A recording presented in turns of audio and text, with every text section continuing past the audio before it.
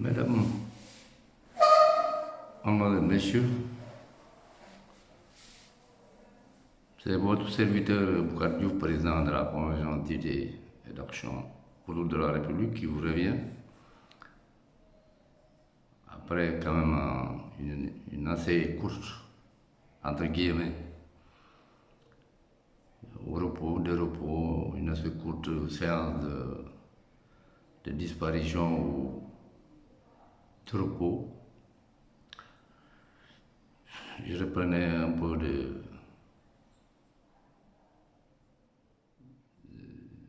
j'étais un peu souffrant, disons, j'étais un peu souffrant et je suis en train de me soigner pour être un peu plus dans l'activité que j'avais l'habitude de faire. Alors, entre-temps, il s'est passé beaucoup de choses au Sénégal, en Afrique et dans le monde. Au Sénégal, on peut mettre le curseur sur le rapport de la Cour des comptes que certains sont en train de contester, entre guillemets, parce que le rapport n'est pas contestable.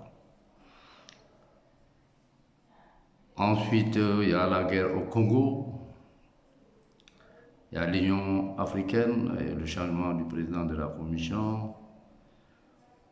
Qu'est-ce qu'il y a d'autre? Il y a la guerre en Ukraine, entre la Russie et l'Ukraine, et la posture du nouveau président des États-Unis, Donald Trump, qui est en bisbille avec l'Union européenne, parce qu'ils n'arrivent pas à s'entendre sur le règlement de la crise ukrainienne. Alors dans tout ça, on va essayer de suivre l'évolution, en tout cas de certains points, par exemple en ce qui concerne l'Ukraine. Évidemment, il y a eu un vote au Conseil de sécurité, un vote très houleux, mais qui s'est terminé par la validation de la décision de l'Amérique, qui a déposé une motion qui a été validée après deux motions qui ont été validées et qui ont été contestées par les États-Unis. Alors donc, mais il faut commencer par parler du Sénégal. Le Sénégal est en marche vers le développement. Les autorités, les hautes autorités ont procédé à des réajustements en ce qui concerne le budget. Ils sont aussi en face d'une situation rocambolesque, comme on peut dire rocambolesque, parce que quand même cette histoire de la dette pose de sérieux problèmes. Je pense qu'on va revenir sur la dette, sur la nature de l'endettement et sur les recommandations de la Cour des comptes avant ce dernier rapport, pour nous faire une idée de la gestion gabégique, c'est mon point de vue, de l'ancien régime. Alors, Donald Trump, je vous avais dit que le monde est en train de basculer, que l'on n'était pas seul, c'est-à-dire que ce soit les Américains, les Africains, les Chinois, les Européens, on n'est pas seul. Je crois qu'il y a des égrégores liés à nos ancêtres qui sont avec nous. Parce que le monde, avec le wokisme, aux États-Unis, était en train de basculer vers un monde sans Dieu, sans croyance, sans rien du tout, sans spiritualité. Un Dieu inexistant, et de ce fait, l'homme pouvait tout se permettre.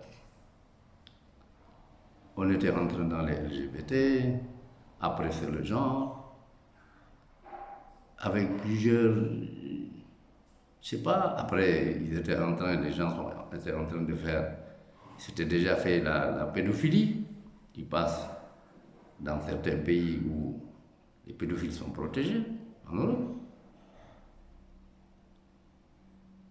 Et puis, ils sont même allés jusqu'à l'inceste. Donc voilà, tout ça a été remis en cause par le président Donald Trump, qui a mis en place une équipe assez solide et qui est allé en guerre contre l'État profond aux États-Unis, qui sont les grands guerriers, ils sont toujours dans la guerre. Parce que pour eux, la guerre, c'est du business. Sauf qu'il y a beaucoup de morts et ça, Biden a posé des actes pour arrêter la guerre, comme il le dit, et pour ne pas tuer des jeunes qui sont en guerre les uns contre les autres. Pendant 3 ans, et au lieu de chercher des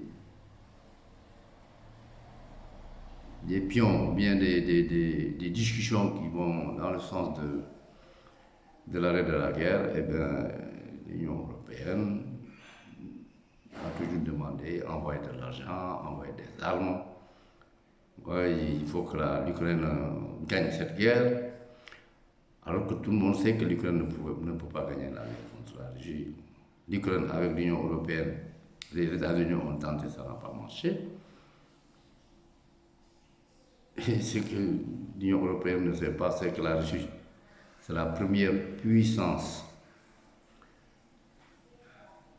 en tout cas en ce qui concerne les armes atomiques au monde. Je ne sais pas comment ils vont faire la guerre. Celui qui est en avance sur eux de moins 10 ou 15 ans. Donc, c'était une guerre perdue d'avance, mais les Européens avaient dit que les Ukrainiens allaient faire la guerre jusqu'au dernier Ukrainien. Je ne parle pas de leur peuple, mais jusqu'au dernier Ukrainien. Voilà un peu. Eh bien, le nouveau régime des États-Unis est en train de changer le monde. On est dans le basculement. Dans le basculement, si vous avez écouté le discours de Vance, le vice-président, quand il est parti en France, on l'a accueilli à l'aéroport. Je crois que c'est Manuel Valls qui l'a accueilli. Une manière de l'humilier, il est sorti avec son épouse et ses 2 enfants, 3 enfants parce qu'il était entre ses bras. Et donc, en fait, il était en train de poser un acte pour dire aux gens que la famille, c'est sacré. Et il a fait un discours mémorable. Et pour répondre la réponse du berger à la bergère, il n'a pas attendu même l'intervention de Macron. Macron, il est reparti. Alors, donc moi je vais axer mes trucs sur 2 points. C'est un peu le voyage de Macron aux États-Unis et la sortie du président Macky Sall. Je crois que c'est 2 points qui doivent pouvoir aller ensemble, parce que c'est des déplacements qui sont des corollaires de problèmes qui se sont posés. Alors, Candace Owen, qui est une journaliste américaine est en train de faire, en tout cas, moi j'ai suivi toutes les étapes de ses sorties, et elle dit qu'elle est arrivée à la conclusion que l'épouse du président Macron, ça n'engage qu'elle, on ne sait pas. Et il y a un autre journaliste français exilé en Italie qui a fait une réunion avec, c'est pas une réunion, c'était une émission avec Candace Owens, et ils sont arrivés à la même conclusion. D'ailleurs, le journaliste en question a sorti un livre qui est déjà en vente aux États-Unis, mais qui a été retiré des librairies en France. Alors, moi, j'ai suivi Macron depuis longtemps. Si vous vous rappelez, pour son deuxième mandat, Macron n'avait pas fait campagne. Si vous vous rappelez, il n'avait pas fait campagne. En fait, il avait conceptualisé un agenda tellement chargé, avec les grandes puissances. Il est parti, comment dirais-je, voir M. Poutine, vous vous rappelez, avec la longue table qu'il y avait entre eux. Après, c'était Joe Biden. Après, c'était l'OTAN. C'était tellement dans les affaires que finalement, les gens ne parlaient même plus des erreurs qu'il avait commises avec ses partenaires-là, des think tanks qui réfléchissaient et qui étaient payés à coups de milliards. Et il est passé. Je suis d'accord pour le cas d'espèce que effectivement c'est les problèmes qu'il a en France et aux États-Unis avec la grande Candace qui a été menacée par Macron et son épouse sur une lettre qu'on lui avait envoyée, on lui avait demandé de ne pas la publier. Elle l'a publiée et elle a dit que ce qu'elle avait décidé de faire, elle va le faire et elle l'a fait. Alors si on y rajoute le livre qui, selon certains, donne les preuves manifestes que ce que Candace Owens était en train de dire, c'est la réalité, eh bien, pour brouiller, je pense que Macron il est parti aux États-Unis pour brouiller tout, pour qu'on ne parle plus de ça. Depuis lors, et comme la presse mainstream qui est là, qui est payée pour faire en tout cas pour dire ce que les gens ne pensent pas, mais ce que les élites pensent. Et cette presse-là a tout changé. Maintenant, on ne parle pas de ça, sauf la presse indépendante. Ils sont en train de parler de Macron, ce qu'il a fait quand il a vu Trump, alors que moi, je trouve que Macron s'est fait oublier. Et d'ailleurs, je pense que Trump a bien fait, parce que quand il a envoyé son vice-président en France, il a été mal reçu. Il était normal que Trump rende la monnaie de la pièce, et vous connaissez Trump, il est direct. Alors moi, ce que j'ai vu, il a été reçu derrière, on dirait que c'est par les cuisines, c'est une dame que personne ne connaît, qui est venue l'accueillir, il l'a mis dans le salon, il a attendu pendant longtemps avant de voir Joe Biden, qui est venu, qui a discuté avec lui, mais de choses, il parlait, mais avoir la face d'Emmanuel Macron, pas Macron, il faisait des tapes consorts comme s'il était, à un moment même, il avait ses bras sur sa jambe droite en bas. C'est comme un petit qui parlait chez les Africains comme à son oncle ou à son grand-père ou à son père, quoi. Il était en train de rigoler pour rien du tout. Mais Donald Trump, c'est un homme d'affaires. Hein. Il peut parler comme ça, mais au fond, D'abord, il a fait signer un document qu'on a vu où il était là en train de surveiller Macron au moment de la signature. Il était derrière Macron, il regardait ce qu'il écrivait. Et ça pose de sérieux problèmes. Ça veut dire, en tout cas de mon point de vue, qu'il ne lui fait pas confiance du tout. Et d'ailleurs, il a dit que c'est un petit malin dans un truc parce que ils étaient partis, je ne sais pas, monsieur et madame Macron, monsieur et madame Trump en France. Je crois que c'était à la Tour Eiffel, je ne me rappelle pas. Mais en tout cas, ils étaient sortis.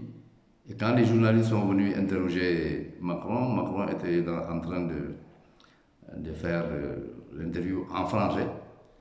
Et lui, il était obligé de dire oui, oui, oui, oui, oui, oui, oui, oui, oui, oui, oui. C'est Trump lui-même qui dit. Hein.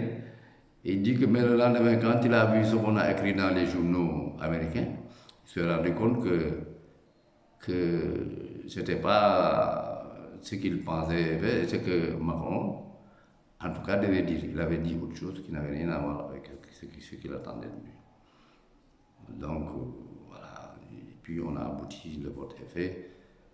Bon, on va revenir sur ça, sur autre chose.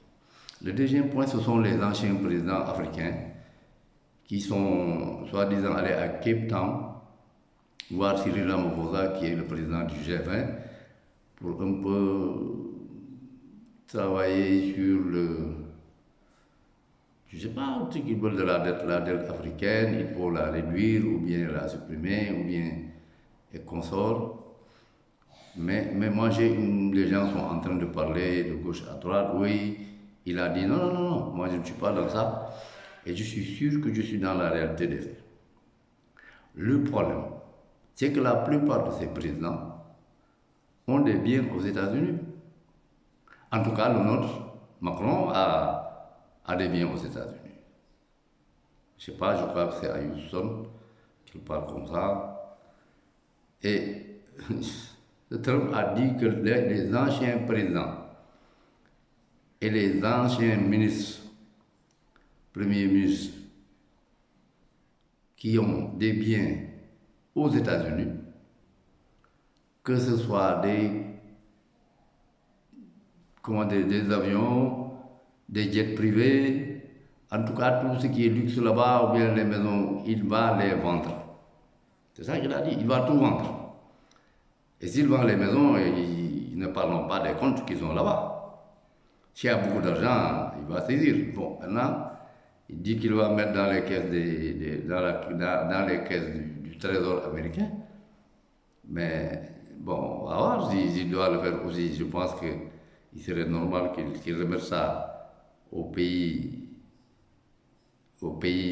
légitime où le président en question était, le mettre dans le compte du trésor de ce pays-là, dans les comptes du trésor de ce pays-là, mais non. Mais ça, il a dit, il a persisté. Alors, qu'est-ce que les gens peuvent faire? Cyril Ramaphosa, ils ont vu, on discutait de quoi? Qu'est-ce qu'ils ont dit? On n'a pas vu les gens se réunir, on ne sait pas ce qu'ils se sont dit. Et ils disent, comment vous pouvez, si c'est le cas, en tout cas pour le cas du Sénégal, aujourd'hui c'est pratiquement avéré. Vous mettez l'économie sans dessus-dessous, vous enrichissez des gens à milliards qui n'ont absolument rien fait pour le Sénégal. Hein? Au passage, vous construisez des immeubles à des milliards et des milliards. Hein? Que ce soit en France ou, je ne sais pas moi, aux États-Unis ou au Maroc. Et après, vous venez demander à ces gens-là, chez lesquels vous avez tous vos biens et votre argent, vous leur demandez de faire ça. À la limite, en tout cas, avec Donald Trump, ça ne prendra pas. C'est sûr et certain. Bon, les Européens, c'est autre chose. Les Européens, ils ont raté le train de l'histoire. Ils ne sont plus sur le train de l'histoire.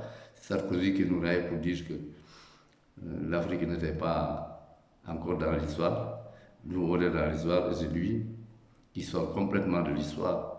Parce que le fait que la Russie, les États-Unis et la Chine votent dans le même sens pour l'Ukraine, ça veut dire ce que ça veut dire. Les Européens n'ont qu'à aller chez eux. Donc moi, je crois que cette sortie de Macky Sall n'est rien d'autre qu'une manière, parce qu'il a entendu dire que Trump était à la recherche de terres rares en Ukraine, et lui-même en dehors de l'Afrique ou du Sénégal, il veut vendre les terres rares du Sénégal aux États-Unis en rapport avec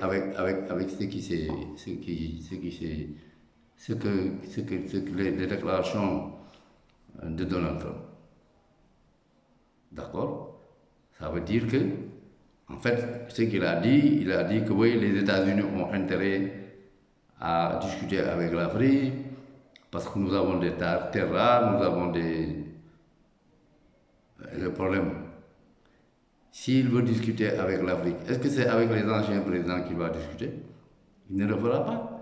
Mais c'est une manière de dire à Trump, non, il ne faut pas aller trop vite dans votre décision de faire. Tu sais, Trump, il va vite, hein, il a liquidé l'USAID en un temps record, c'est parti.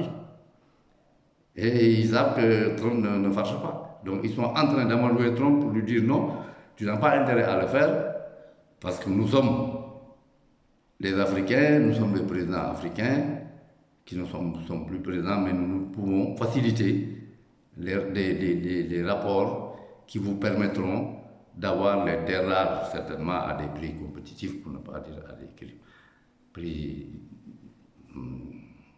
Je ne pense pas que les gens aient assez confiance à ces gens-là pour leur permettre d'être l'intermédiaire entre les populations africaines et Donald Trump. Et Donald Trump ne sort pas de la dernière pluie. Il sait ce qui s'est passé. Il sait ce que tous ces gens-là faisaient avec Biden, avec les deep state, des mondialistes qui sont allés avec la Covid, c'était vraiment la catastrophe. D'ailleurs, je vais en profiter pour demander, en tout cas aux autorités, le président de la République et le Premier ministre, pour savoir que sont devenus les vaccins qui étaient prévus, en tout cas, il y avait dépensé beaucoup d'argent à l'Institut Pasteur, le vaccin à ARN messager, parce qu'aujourd'hui, le vaccin pose problème, en tout cas, aux États-Unis, il y a de véritables problèmes, et même en Europe aujourd'hui. Le vaccin-là, beaucoup disent, entre guillemets, qu'il est expérimental, qu'il y a des effets secondaires qui sont, bon, il ne faudrait pas, j'espère, en tout cas, que ce n'est pas destiné aux Sénégalais dans le cas d'espèces. J'aurais été à leur place. Je vais suspendre le temps d'avoir, à la place des passeurs, bien sûr, les médecins qui sont là-bas, les inventeurs. Je vais suspendre, attendre que les gens, que le monde soit informé de l'ARN messager, aussi bien les États-Unis que les autres, pour qu'on puisse permettre à nos populations d'avoir ces vaccins pour eux. Je pense que ce serait la bonne solution. En tout cas, voilà ce que je veux dire. Macky Sall, faites-vous, il n'est pas là pour nous faire du bien, parce qu'il a fait beaucoup de mal. Ce n'est pas lui qui va revenir aujourd'hui pour nous faire du bien.